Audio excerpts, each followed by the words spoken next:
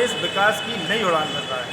बात चाहे rail infrastructure की हो, चाहे हवाई सेवाओं की, लगातार हर मामले में मध्य प्रदेश विकास के नए कीर्तिमान स्थापित कर रहा है, नए आयाम स्थापित कर रहा है।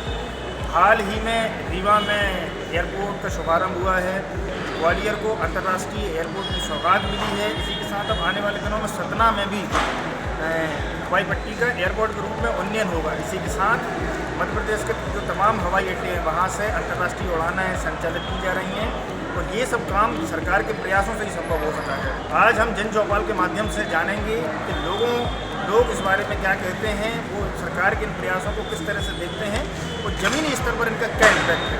तो मेरे साथ कुछ बुद्धिजीवी लोग हैं, उनसे मैं जानूँगा कि इनके क्या असर होगा। आज हमारे मध्य प्रदेश में हवाई सेवाओं का विस्तार हो रहा है। हम जहाँ देखते थे पहले गिने चुने एयरपोर्ट थे, आज की तारीख में आप देखिए ग्वालियर में एयरपोर्ट हो गया है ना, रीवा में आपका एयरपोर्ट का शुभारंभ हो गया, सतना में उसका और भी शुभारंभ होना है।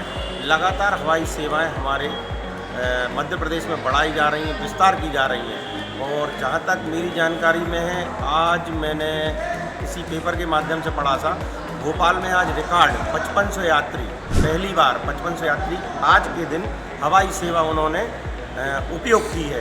तो मतलब ये मध्य प्रदेश में बहुत मतलब उन्नति की बात है कि आप यहाँ देखिए गिनी चुनी हवाई पट्टियाँ होती थी, आज मतलब अपनी राजधानी मध्य प्रदेश में 5500 यात्री यात्रा कर रहा है, मतलब ये रिकॉर्ड है।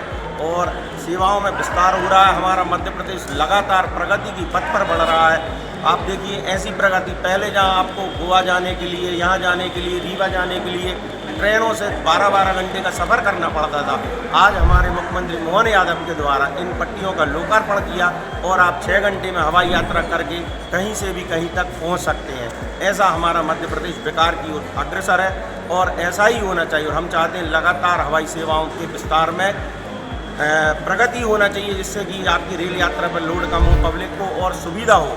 और ऐसी हमारी कामना है मध्य प्रदेश की, विकसित मध्य प्रदेश के लिए।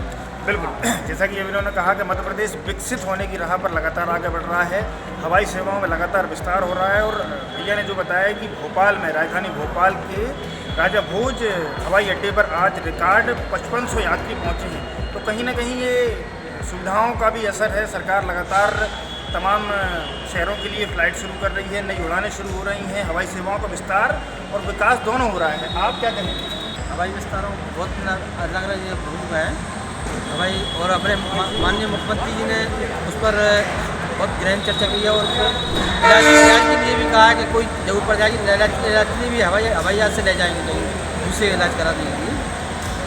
इसी के साथ बाबा महाकाल की नगरी उज्जैन में भी दाताना मताना जो हवाई पट्टी है उसका भी उन्नयन होना है, उसे भी एयरपोर्ट के रूप में डेवलप किया जाना है। सरकार का ये आगामी प्लान है जो है। सबसे पहले कोशिश ये है कि उज्जैन हवाई पट्टी का भी एयरपोर्ट के रूप में डेवलपमेंट हो।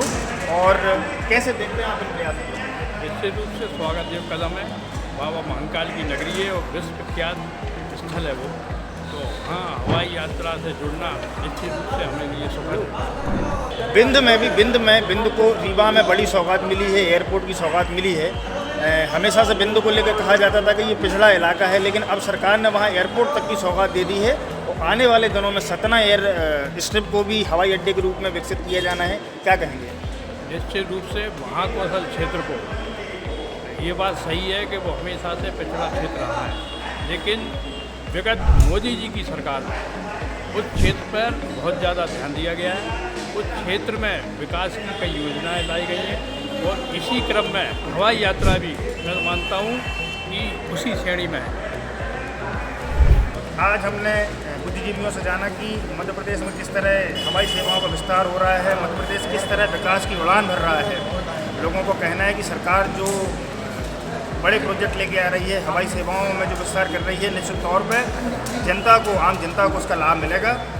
धन्यवाद।